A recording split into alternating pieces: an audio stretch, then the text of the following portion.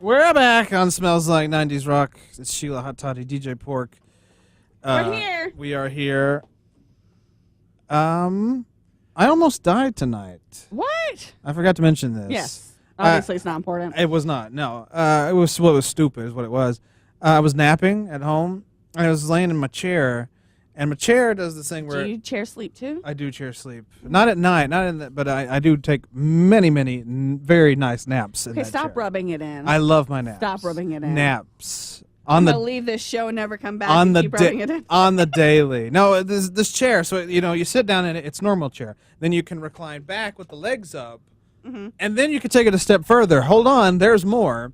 Then the chair can go sort of like space seat to back, where your feet are in the air and your head's like not completely pointing downward, but it's like you're elevated, and it's nice. So I was sleeping today in the elevated position, and I woke up. And I woke up going, ah!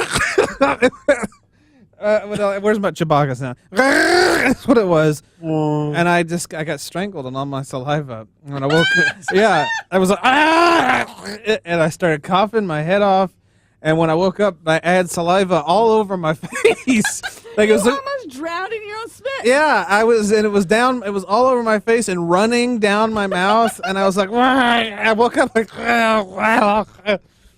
But that's when I know that I'm sleeping really good. When I'm drooling, I know you can kill yourself. No, it's true. When I'm sleeping really heavily and good, that's when I drool. So if I don't drool, it means it was not a good night's sleep or a good nap. But if I was drooling, so I'm taking that as the best nap I ever freaking had. If I almost died drooling to the point that the saliva got caught in my throat. Were you afraid though? When I woke up? Yeah.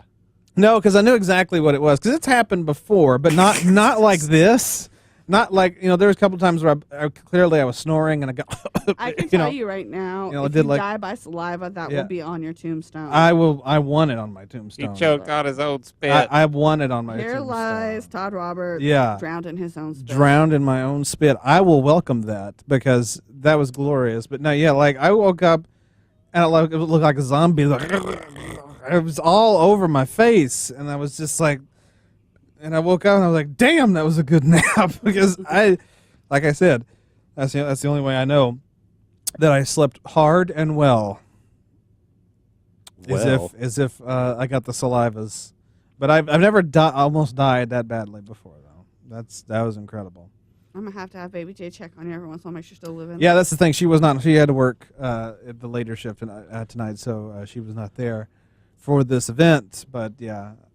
She stopped the one really far away? In Clinton? Yeah. Yeah, wow. And she's way to F out there. I've never had an experience quite like that, but I'd say the scariest experience I ever had waking up is when when you fall asleep on your arm and it's numb when you wake up? Oh, yeah. But I did that, but mine was sort of like in an awkward position where it was over my head, too. And I woke up and I was sort of in that half dream, half awake state. Sure. And I honestly didn't know what I was doing, but I felt my arm, and I kind of thought I had dislocated it. So for like 5 minutes, I had like a panic attack, just waiting for the feeling to come back to my arm. Oh my God! So you're like, did you say things to yourself? Like, what were you thinking? I was just like, oh my God, I've dislocated my arm while I slept. Oh my God! Is that even a thing? Could you do that? I think if anybody could, it would be P.O.R.C. Yeah, you could probably do it. If you I don't know, if you slept awkwardly enough, and I do that. Has anybody ever fallen out of the bed sleeping? I have not, no. No, I've had that feeling like that I was I falling. felt once when I was awake. And if anybody could do it, it would be P.O.R.C. Yes, thank you. Just rolls out. It's like, oops. It Yeah. realized that's where the floor is. Never mind. That hurt. Oh, well. This was when I was a kid. It was high, too. When you say you're a kid, I don't ever believe it anymore because the Dungeons and Dragons story I thought was when you were a kid, and that was like 8 years ago. That was when you were 20. in college already. So I don't We were take playing it for old time's sake. I hadn't seen my friend since 9th grade. I don't take your definition of He was child. still playing it. That's not surprising. That was a little bit off-putting when he's like, "Hey, you want to come over and play D&D?" I'm like, "You still do that?" It's like, yeah. All right.